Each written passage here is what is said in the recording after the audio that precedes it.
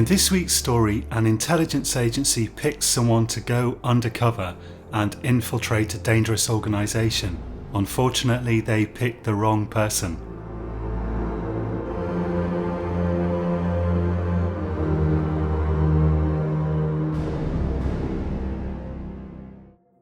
I don't do this kind of thing, I'm just a translator.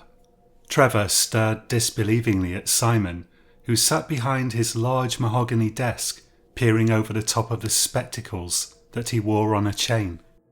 We're very impressed with you, Trevor. It's not just your skills with Arabic and Russian that we like. You're patient, persistent, and very good with people. You've been with GCHQ 2 years now, I think. Must be about that, but don't you have people who are specially trained in infiltration? We happen to have a couple of people who could probably do the job were it not for certain, shall we say, characteristics that unfortunately render them unsuitable for this particular task. I want you to give it serious thought. Of course, the job would come with a significant pay increase, but more than that, you'd be helping to make Britain safe. We believe the group in question poses a significant threat to our national security. To put it bluntly, you'd be saving lives. Trevor stared blankly into the distance. So who are they? Far left, far right, Islamists, anarchists? None of those, said Simon. Trevor raised his eyebrows expectantly. It's best if we get Janet to explain the whole thing to you. She's taken responsibility for tracking the group over the past 5 years. If you're interested, I can set up a meeting. Well, now I'm intrigued, I admit. I assume you need my language skills, that's why you're asking me. Not at all. They all speak English. Trevor shook his head, baffled. Very mysterious. OK then, I'm not promising, but I'll consider it. Wonderful, said Simon, smiling.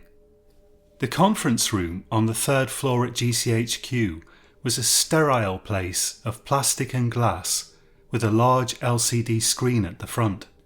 Trevor sat with Janet Fleming, Simon Fentiman, and a man he hadn't met before by the name of Rob Spades, who was built like a boxer.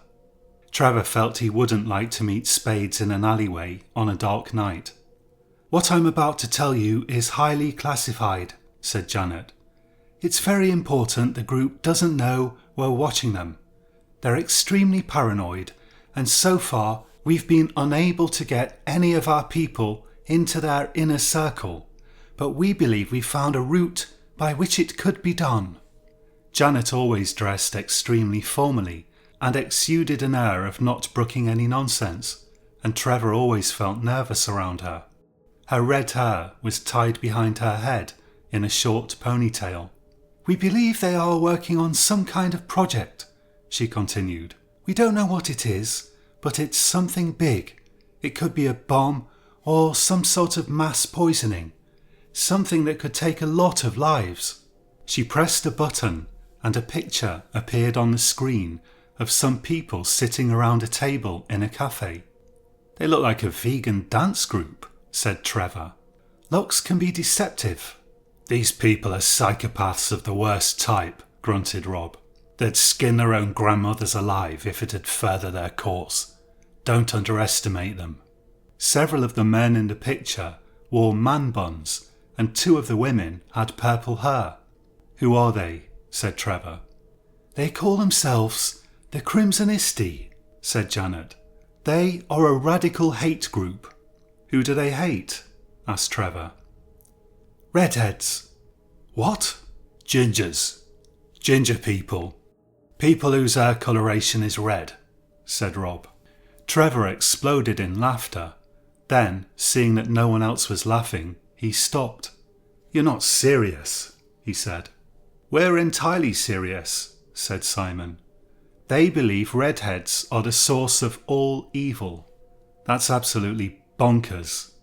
Obviously, but this group is growing rapidly and they are extremely well organised, highly motivated and dangerous. They're planning something and we need to know what. How could they possibly be growing at all? I mean, the idea is completely absurd. Why would they hate people for the sake of their hair colour? These extreme groups make no sense in general. That's part of the reason why they are so dangerous. They attract people who are unhinged. If they didn't, we wouldn't need to worry about them. Janet pressed a button on a remote control, and a picture of a warehouse somewhere on an industrial estate appeared. This is one of many warehouses they're using to stockpile supplies for the attack they're planning. We haven't been able to prove that anything dangerous has been shipped to any of them, but it's clear from communications we've intercepted that they are planning something very dangerous. She pressed another button, and another picture of the group appeared, this time standing around in a gym hall in odd poses. They look harmless, but they are not. You took classes in interpretive dance a few years ago. You're the perfect person to infiltrate them. I only did that for a bet. My friend James bet me 50 quid I wouldn't be able to stick 10 interpretive dance classes. But you did it. I tried to get in with them, but I'm rubbish at interpretive dance. Sarah Robson tried too. The problem is she's a redhead like me. They got suspicious about the amount of makeup she had to wear to cover her freckles. I can't do it. When I grow a beard, it comes out slightly ginger. You'll be clean shaven at all times. Trevor, you're the only person we've got who has a chance at penetrating their very core. One of their best known agitators attends meetings regularly in Nottingham. His name's Booth, Roger Booth. You've got the right accent, you could pass for a local. She pressed the button again, and another picture of the Crimsonisti appeared. This time they were sitting outside on a blanket on a riverbank. Look at the man holding the piece of pita bread. That's Tarquin Whithurst. We think he's their leader. He's sociopathic and he's very, very smart. If you can get close to Booth, maybe you can get close to him, and maybe you can find out what their plans are before they kill anyone. Tarquin had long, wavy blonde hair down to his shoulders and perfectly white teeth. He was wearing a sleeveless vest, exposing a tattoo on his arm of a curious design composed of 3 triangles. What we need to know from you is, will you do it? We'll create a new identity for you and you'll have to live undercover for 6 months, maybe longer. Trevor laughed again. Okay, I can give it a go. That's what we want to hear. You'll need to read this. Janet slid a book towards him across the table. It's not comprehensive, but it's a starting point. Trevor looked at the book. It was called The Ginger Menace. He laughed again, then he looked up and realised no one else was laughing. The faces of Janet, Simon and Rob bore not the slightest traces of levity. There was an awkward lull in the conversation. You'll be known as Trevor Smith, said Simon eventually. He slid a passport to Trevor on the table. It's a common enough name that they'll have trouble identifying you. Keeping the same given name will make it easier to slip into the role. We've created fake social media profiles. You're a freelance language tutor who ekes out a living giving language lessons. You advertise in local newspapers. He passed Trevor a slim black folder. This contains details of your new identity, he continued. Familiarise yourself with it inside out. Whatever they ask you, you must be able to reply without hesitation, but you must also hesitate when hesitation might be expected. It's important not to seem rehearsed. I'll be responsible for your training, said Rob. We'll do extensive roleplay before you go anywhere near the Crimsonisti.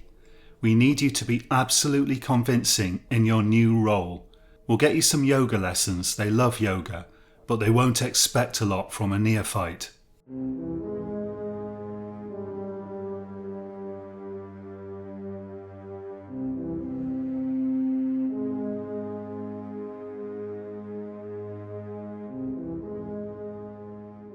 Joining public meetings of the Crimsonisti was easy. They left flyers in libraries and shops, couched in deliberately vague language designed to intrigue, but not to shock. Trevor turned up to the Nottingham meeting with a crumpled flyer in his pocket one warm August evening, joining more than a dozen others, all sitting on beanbags. A man stood at the front of the room and began to speak. He was short, rather fat, and had a shock of curly brown hair. His voice, when he spoke, was rather nasal. "I see some new faces here today, and some old faces," he said. "My name is Roger Booth, and I'd like to introduce those of you who are unfamiliar with our movement to a new way of looking at history. Some of you may be outraged, but I want you to ask yourselves only one question. Is what I am saying true? Truth is the only thing that really matters. Unless we know the truth, we can only make bad decisions. To make good decisions, you have to know the truth." In 1793, England was attacked by marauding thugs. The monastery at Lindisfarne was completely sacked and many of the monks killed or enslaved. It was the first of hundreds of years of brutal raids on England, culminating in a large part of northern and eastern England falling completely under Viking domination for over a century, lasting until the Norman invasion in 1066. The Vikings were a race of red-headed Scandinavians known for their violence and depravity. Of course, the fact that they all had red hair has been suppressed by mainstream historians. Today, Vikings are often depicted as blonde. Not so. In 1066, the Normans invaded England, killing our king. Needless to say, William the Conqueror was a ginger.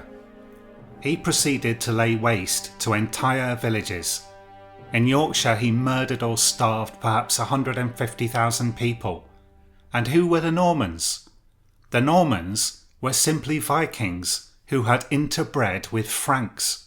In the 9th century, the Vikings conquered Slavic states in the east, founding what became modern Russia, eventually leading to the vast evil empire of the USSR.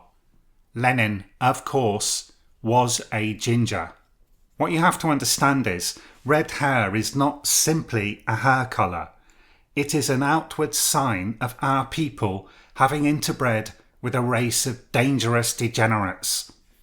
At this, 3 people rose to their feet and left. "The truth is hard to handle," Booth shouted at them. The day after the meeting of the Crimsonisti, Trevor met Janet in her office. "What are your impressions?" she asked. "They're completely crazy," said Trevor.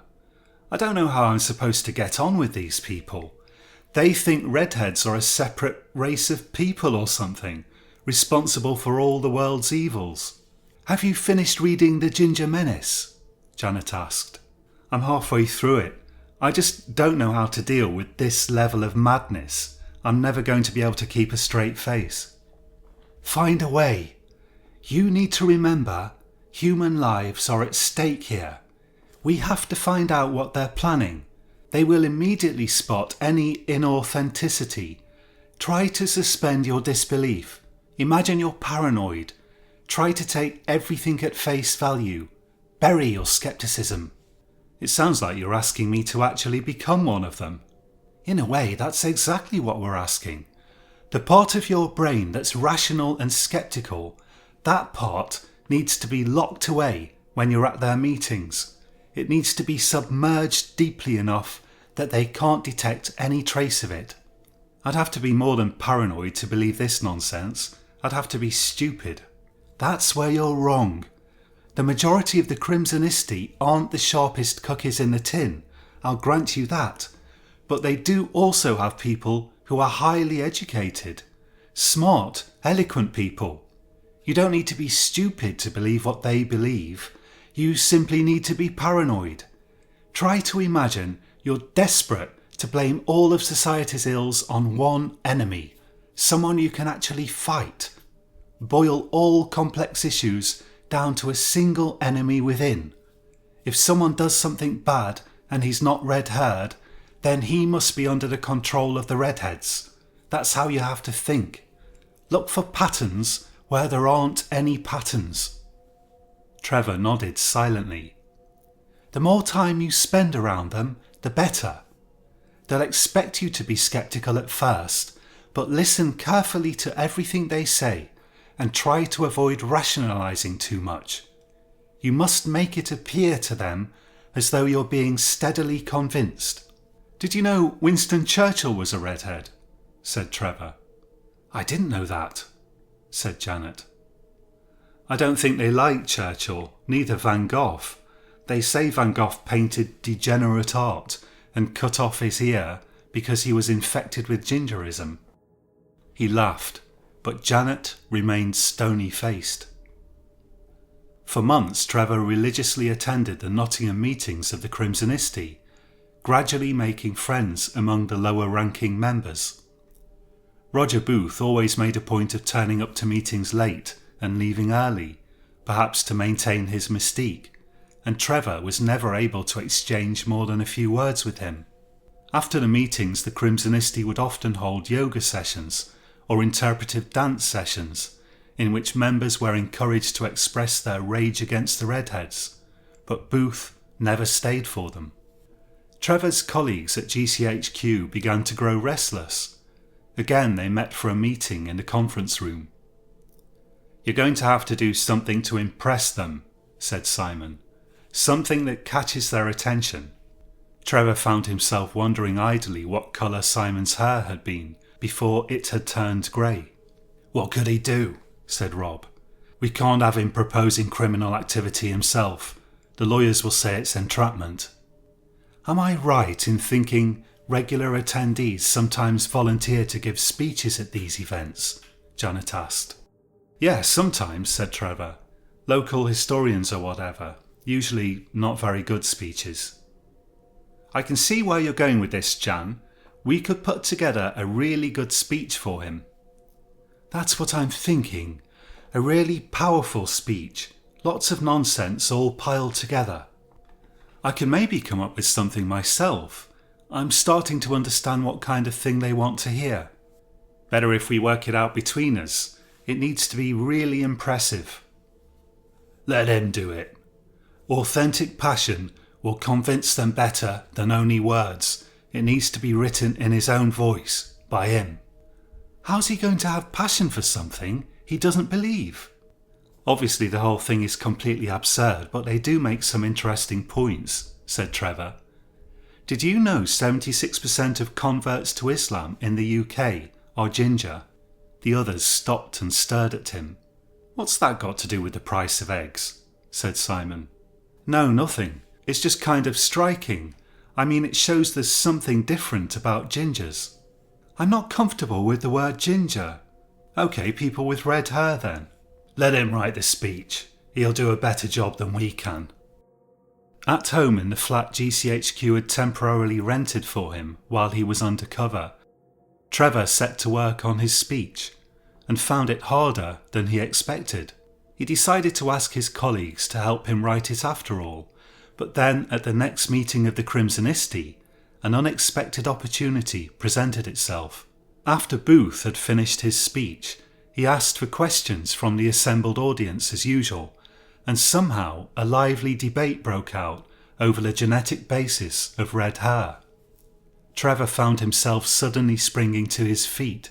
The latest research shows that gingers have 2 copies of alleles of the MC1R gene associated with red hair, but not everyone with those alleles is a full-blown ginger, he said, raising his voice to cut through the racket. The ginger race was present in the British Isles even 2,000 years ago. The Roman historian Tacitus said the Celts had red hair even then. These genes have deeper origins than we have acknowledged. His words caused a furore, with Booth unexpectedly taking Trevor's side. He may be right, said Booth, attempting to calm everyone down. The Vikings may have simply imported further ginger-bearing genes into the population. Instead of sitting down, Trevor felt himself inspired by an unholy energy to continue speaking. Research shows redheads produce more adrenaline than others. It's obvious they came here to dominate and subjugate the existing population. They have higher pain tolerance than normal people on average. They are clearly a warrior race. The room grew quieter, people watching him expectantly. Thomas Jefferson was a redhead, he said more quietly. He was the main person behind the Declaration of Independence that severed our wealthiest colony from its motherland. The ginger is always driven to create division and to seek power. This drew hearty cries of agreement from the crowd. We must oppose them with all our strength. We must never underestimate the strength of our opponent. He continued for 10 entire minutes, gradually warming to his theme, until, by the end, he was shouting to ardent cries of approval from the audience, by which time Booth was sitting, periodically rising to his feet, only to cheer or shout assent. Near the end of the meeting, instead of leaving early as usual, Booth sidled up to Trevor and took him quietly aside. "You have enormous talent," he said. "There are some people I'd like you to meet. We're always looking for talented speakers. I think you could really go far." "Thank you," said Trevor. "I'm passionate about the cause. To me, all politics is pointless when gingers are destroying our society and no one's doing anything about it." "Absolutely," said Booth. "How about Tuesday evening?" "Tuesday evening would be fine."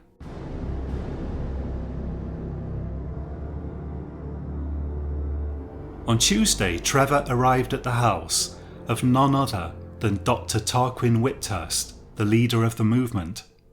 Whithurst, Booth, and several others he didn't recognise were assembled in Whithurst's large living room. Whithurst himself wore small round spectacles, and his greying hair was gathered on top of his head in a tight bun. A sleeveless top revealed toned brown arms, bearing the insignia of the Crimsonisti. His voice was oddly high-pitched. "Great to finally meet you," he said, firmly shaking Trevor's hand. "I've heard good things about you." "You have?" said Trevor. "Oh yes. Tell me, what kind of music do you like?" "Anything as long as it's not ginger music." "Do you like Wagner?" "I love the Tannhäuser Overture and Lohengrin, of course." "You have good taste, and you're right to avoid ginger music. Ginger degeneracy shoots through their music like maggots eating through an apple. Personally, I have nothing against them as individuals, as long as they stay away from children and don't try to promote the ginger lifestyle. But collectively, theirs is a profoundly dangerous and destructive influence." I used to be an ignorant normie like most people. Since I discovered the Crimsonisti, I've come to understand that gingers are to blame for everything that's gone wrong with Britain in the past 2,000 years. I'm completely committed to the overthrow of ginger power. "Perhaps you'd like to read a preprint of my latest book?" "Oh, that would be an enormous honour, Dr. Whithurst." "Please call me Tarquin," said Whithurst. Whithurst handed him a book. The title, written in lurid red letters, was "The Gingers and Their Lies." Beneath the title was a photograph of an extremely ugly man with red hair, his face fixed into a hideous leer. Later in the evening, after Whithurst had introduced him to an odd and diverse assortment of other men and one or two women, Trevor said to Whithurst, "Sometimes I feel like all we do is talk. I wish there was some way we could strike a real blow against the gingers." "There are ways we can do that," said Whithurst. "Be patient. These things take time and planning. Remember, winners never quit and quitters never win. Meanwhile, concentrate on learning your yoga poses. You need to be in the best possible condition for the coming civil war." Over the following months, Trevor made a point of giving a speech at every event he attended. At first, he simply jumped to his feet during questions at the ends of speeches by other, greater luminaries in the movement and began ranting. But as his reputation grew, the Crimsonisti began to allot time for his speeches and even to feature him on their promotional material. He began to enjoy the attention they gave him in return, and the praise. He received intriguing hints that the Crimsonisti were indeed planning something big, some big action that they thought would truly swing the world in their favour or subdue their enemies somehow, but people spoke of it only in hushed tones and with vague allusions. At GCHQ, Janet and Simon were concerned.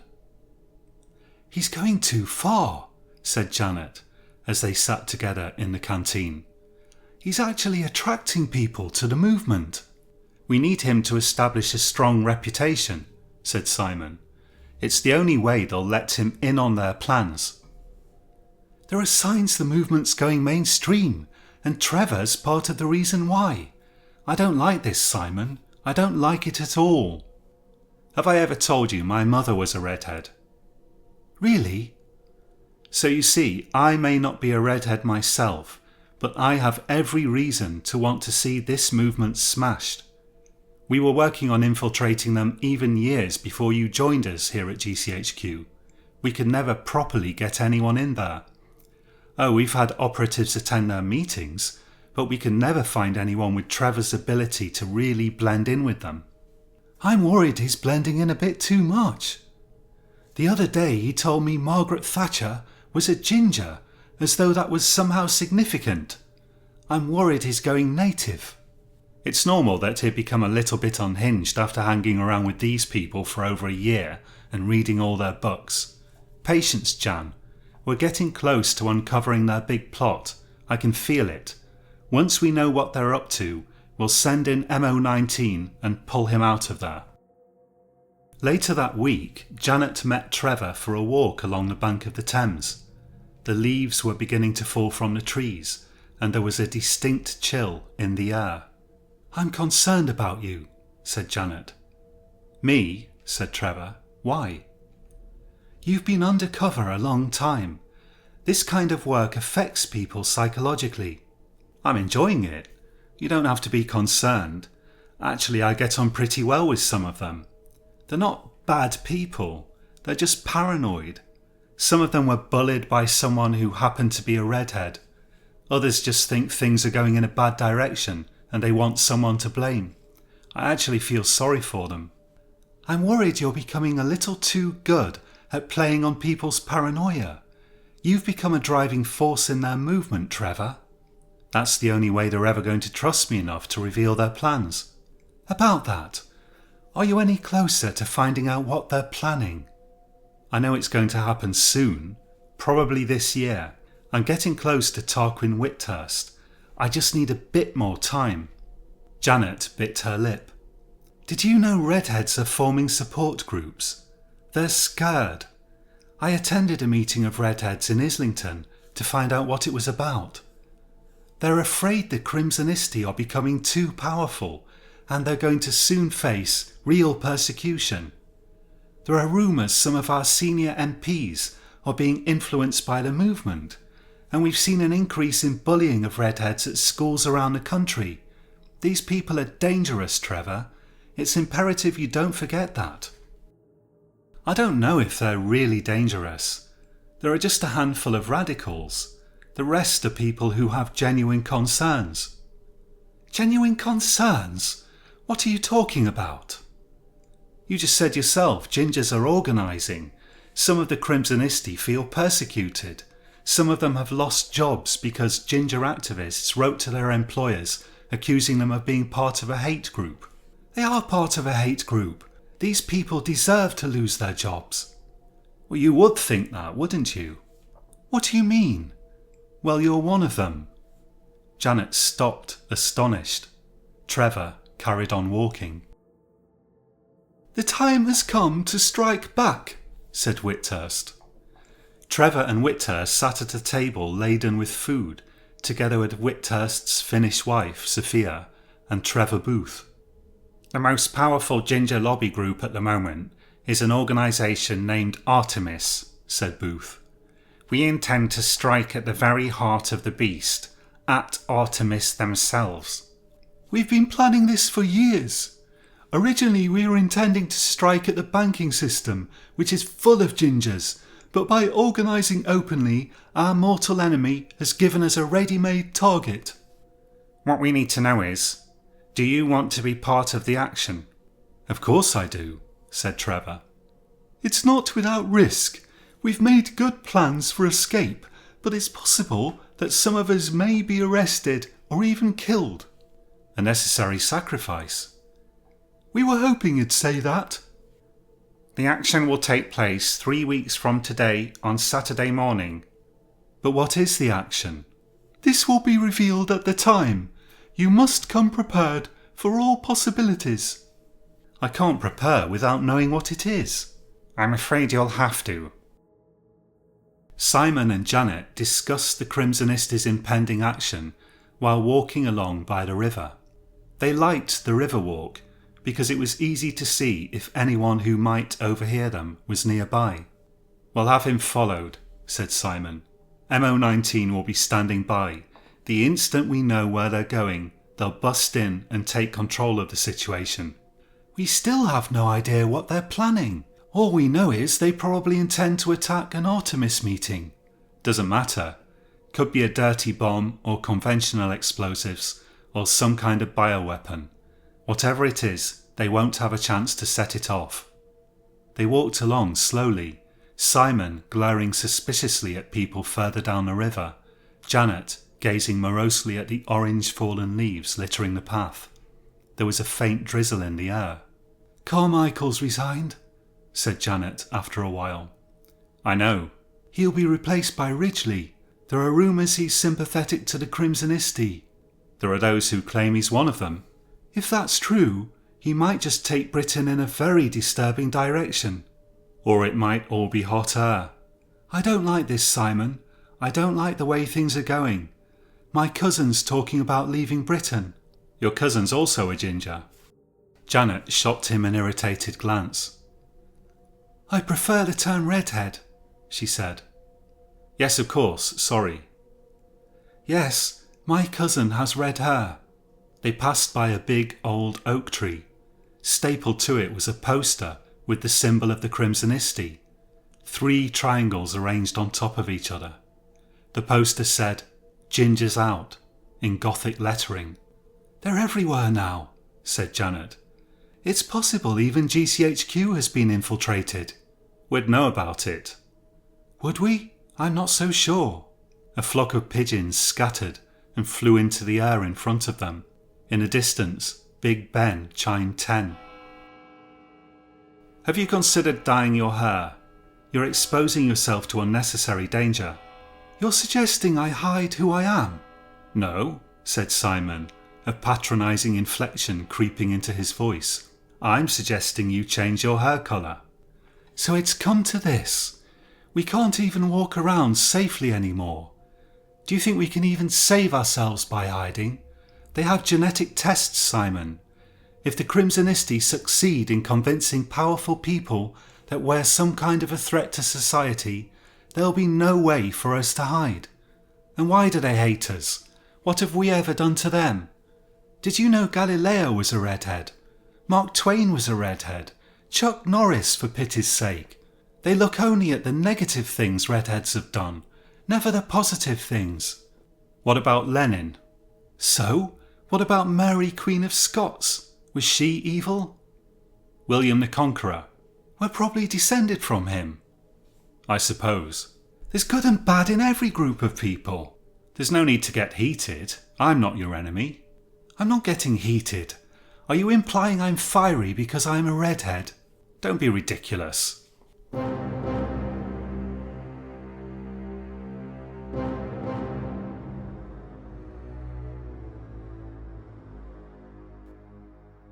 Are you ready?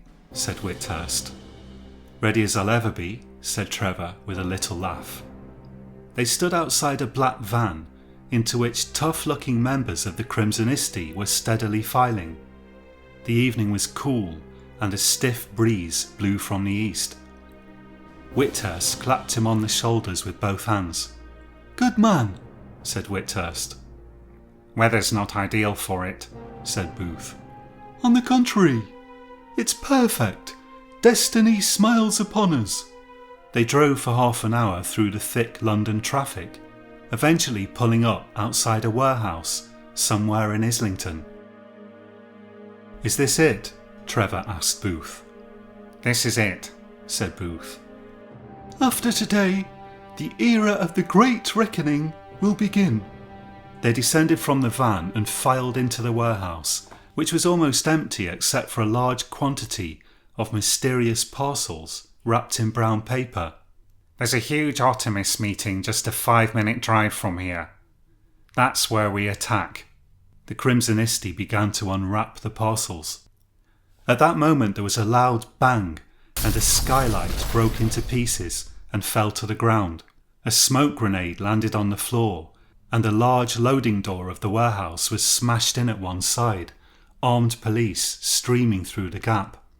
"On the floor!" shouted a voice, and Trevor found himself thrown roughly to the ground. "It's me," he protested.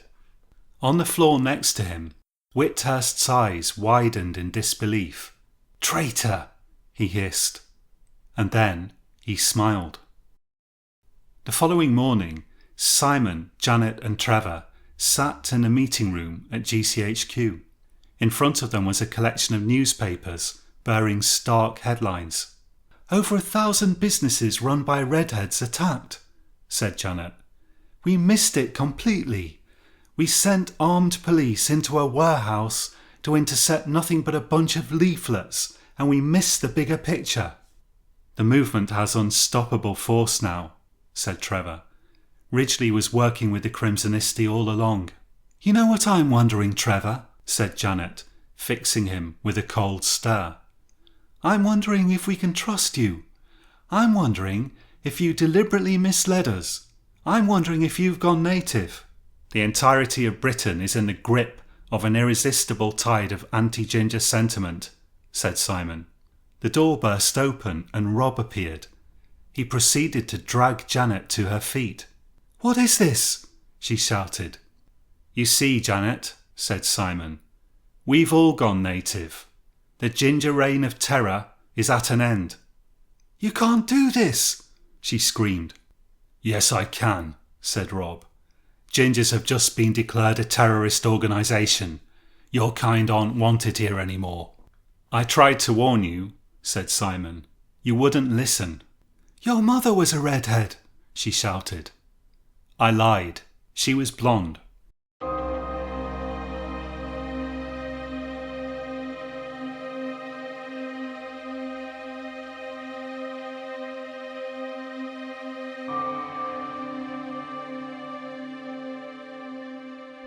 Two years later, they brought Simon to the visitors' room.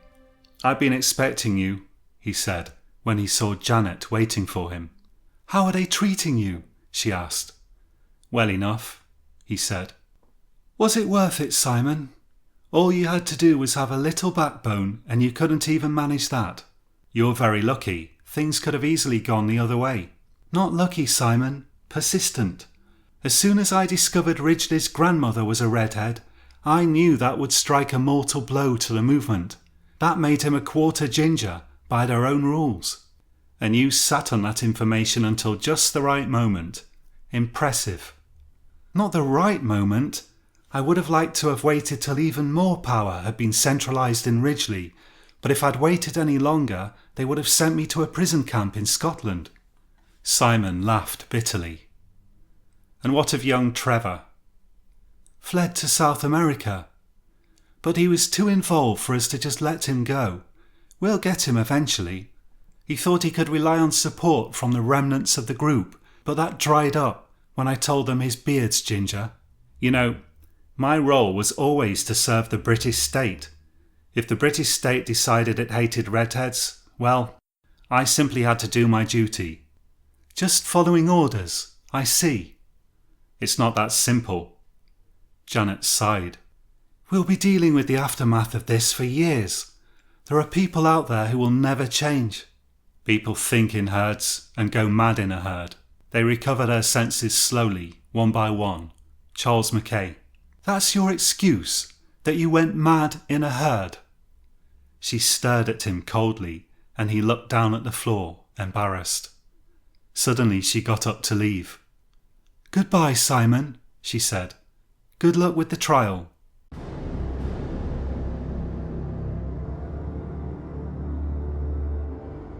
Thank you for listening. You've been listening to Science Horror.